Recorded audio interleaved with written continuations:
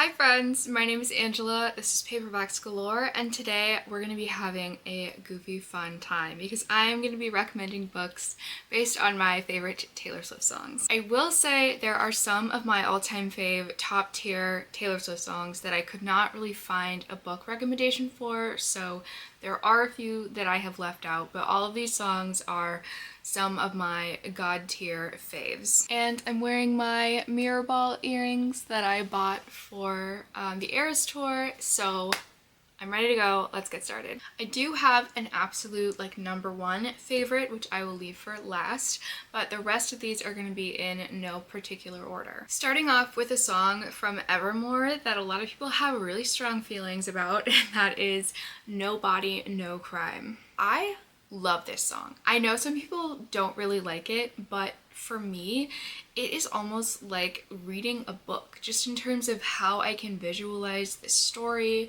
and it's almost like watching a trailer for a really good movie. The song is just so evocative of this very specific setting and feeling, and I love it. I didn't find a book that was necessarily the exact setting that I picture in my mind, but especially the line, "I think he did it, but I just can't prove it," is literally the embodiment of this book, and it is Night Film by Marisha Pessl. This is a bit of an older book. I think this was really popular a few years ago, but I just got to it this year and I gave it 5 stars, and I never give thrillers 5 stars. Most of this book takes place in New York City and New York State, and we have a journalist who is investigating this famous horror director who kind of has a cult following, and he hasn't been seen in public for a number of years now. And this journalist kind of has some history with this director because he tried to expose him a number of years ago and it really backfired, and he actually kind of lost his career because of this misstep. But this journalist is not giving up, and he's convinced that this horror director is a very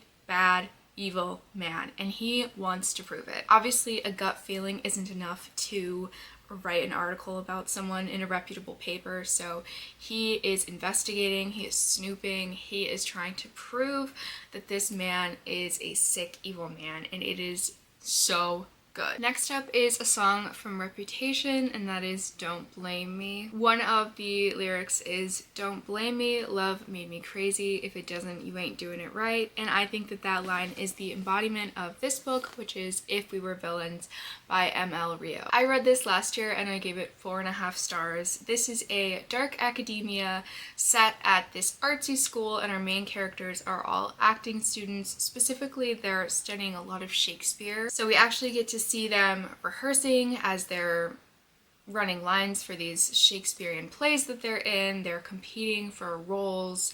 We're following this kind of tight-knit friend group, and there's a lot of tension between the members. There's maybe some secrets lurking, and some desire, and some yearning, and some rivalry, and it's just a really atmospheric book. And I think that the way that desire and obsession come into play in this book really makes me feel the way that Don't Blame Me, the song, does. Next up is a song from Folklore, and that is The Lakes. This was one of the surprise songs that I got at the Eras tour last year in Chicago, and I was so happy. I love this song so much. The way that the production makes me feel is just I am in the Lake District in England in the 1900s, feeling the wind on my face. That is how that song makes me feel. I meant 1800s. You know what I mean. I mean the past.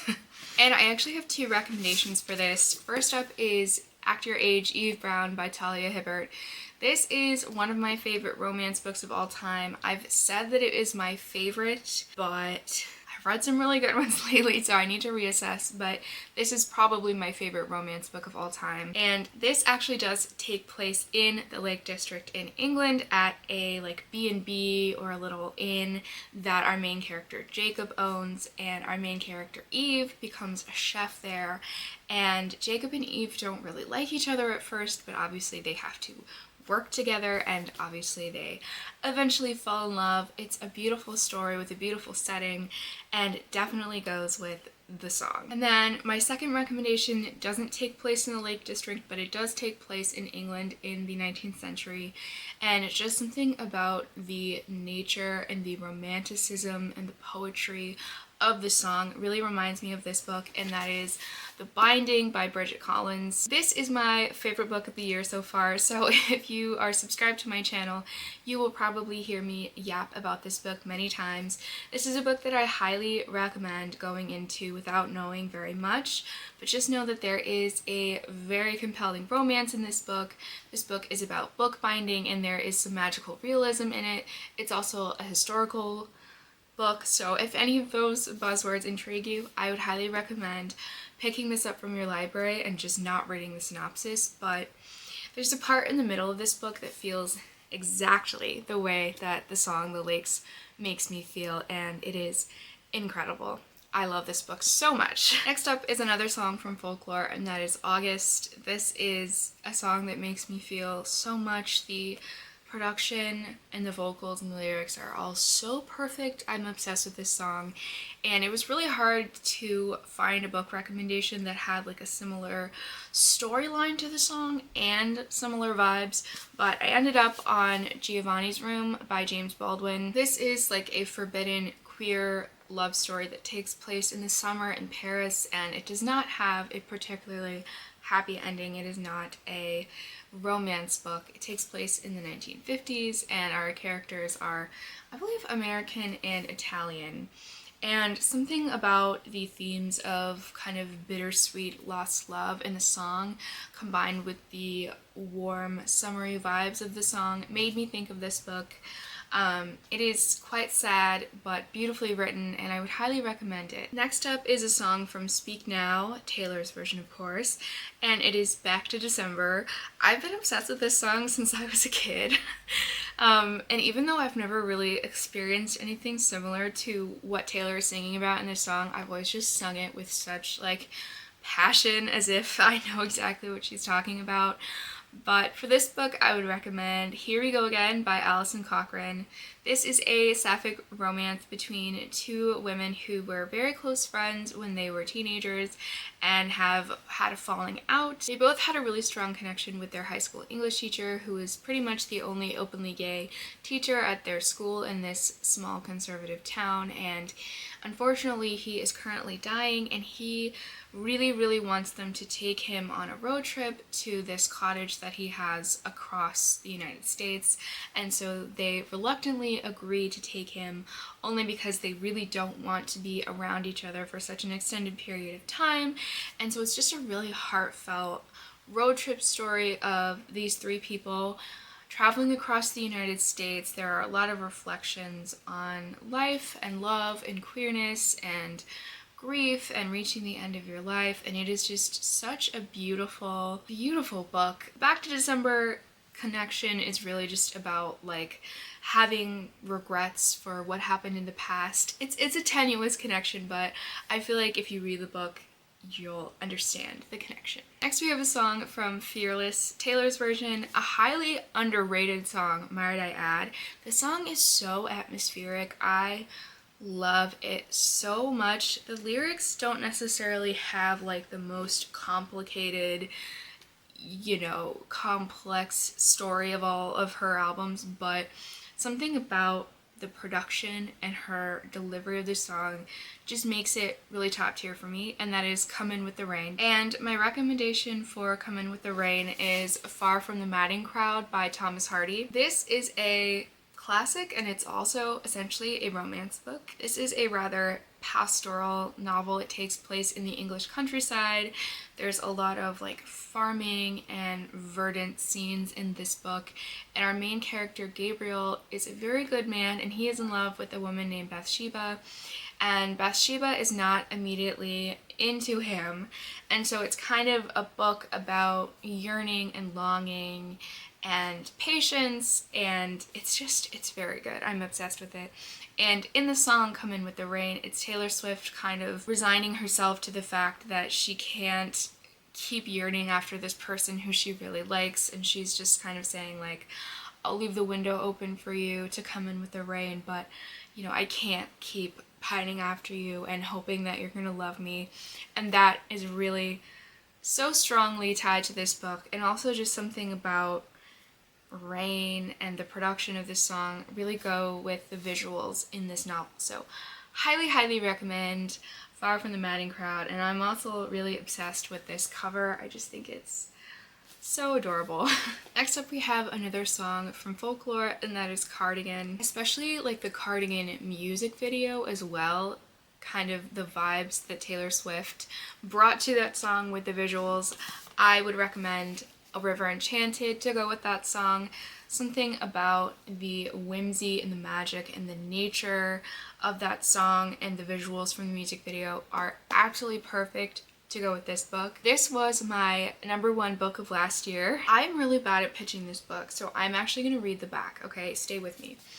It starts with a letter and an ominous journey across dark waters. 10 years after being sent away to the mainland to become a bard, Jack is summoned home to Cadence. Girls are going missing from the island, and Adara, his childhood nemesis and the future leader of the clan, believes Jack is the only one who can find them. The elemental spirits that dwell in every breath of air, splash of water, blade of grass, and flicker of fire find mirth in the lives of the humans, and a bard's music is the only way to summon them and ask that the girls be returned. So we have elemental spirits, we have a bard, we have a romance, we have this beautiful, like, pastoral, whimsical setting on this island. It is just so wonderful, and I think it really goes with the vibes of Cardigan, so I would highly recommend reading this duology. This is the author of Divine Rivals, and personally I loved this more than Divine Rivals, so check this one out. Up next we have another song from Folklore, and that is Betty. I cried so hard when she sang this song at the Eras tour. Something about the performance of this song and singing it with a room of several thousand people, like I don't know how many people were there, 30,000 people, was so magical, and I loved the song way before that, but seeing it live made me love it even more. And so for Betty, I would recommend Love and Other Words by Christina Lauren. I will say I know Betty is quite is a bit sadder than this book. This book has more of a happy ending than the storyline in Betty does, but Betty really just makes me think of teenage love and making mistakes, and that really makes me think of Love and Other Words. I read this earlier this year. I gave it 4.25 stars, and in this book we basically are moving between two timelines. We're watching two teenagers fall in love at this cabin, and then in adulthood we're watching them reconnect in San Francisco, and we are slowly learning what happened when they were teenagers, that they've been apart for so long, and we're watching them slowly come together again. And that really connects with Betty, and I think that if you like the vibes of Betty, you will really enjoy this story. Next up, we have a song from Evermore, a song that I think is one of the best that she's ever written, and that is Champagne Problems. It is so hard to find a book rec for this song, but I will say the perfect rec is for you to watch Gilmore Girls and get to the last season of Gilmore Girls, because there's a storyline where I'm just like, did she watch this show and then write a song about it? Like, it is so spot on that I cannot believe that she hasn't seen the show.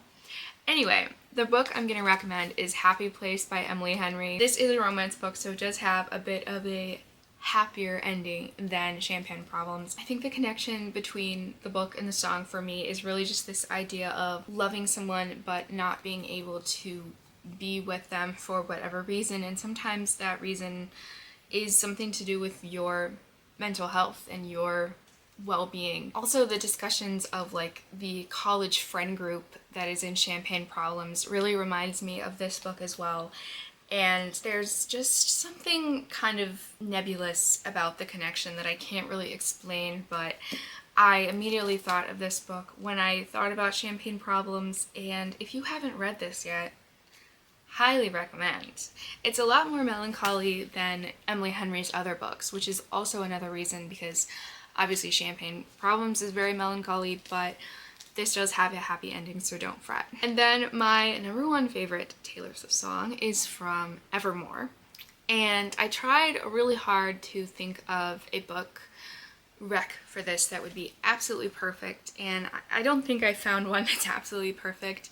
I think the easy route would be to pick a Cowboy book because the song is Cowboy Like Me, but I have not actually read any cowboy romances, and I think that that's kind of an obvious rec, so I definitely do want to read some small town cowboy romance books. But for me, I think the core of the song Cowboy Like Me is really about two people who did not think that they were meant for love, who are kind of almost like criminals.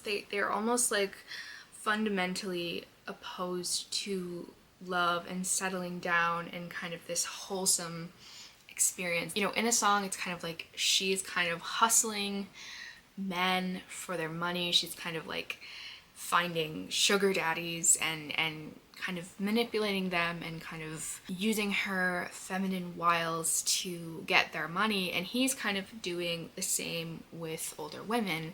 And so they're kind of doing something a little distasteful, and neither of them really think that love is what they want. What they want is money, and they end up falling in love. And I think that that's a very unique love story. So my recommendation is A Curious Beginning by Deanna Raybourn. This is a historical mystery novel, but it's also part of a series, and we have a very slow burn romance between two of our main characters, and both of these people are kind of very career driven. This takes place in the 19th century, so there are a lot of expectations for especially women, obviously, in how they act and what is proper and what is right. And I think both of these characters are kind of subverting the societal norms that they're supposed to be following, and they're kind of living in such a way that they are not expecting to find love. They don't feel like they deserve love or that they can love again. And I just thought that that connection to Cowboy Like Me was really strong, just like two people who are kind of outside of like societal norms finding love with each other, two people who are actually very similar finding love with each other. So I would highly recommend this book, and if you haven't really like sat down and listened to Cowboy Like Me and really like just drank it in and like listened to the lyrics, I would highly recommend, because I love it very, very much. That is all I have for y'all. Thank you so much for watching this video. Feel free to comment what your favorite Taylor Swift songs are, or any books that you think are really similar to Taylor Swift songs. I would love to get some recommendations. And don't forget to subscribe if you want to see more bookish content from me.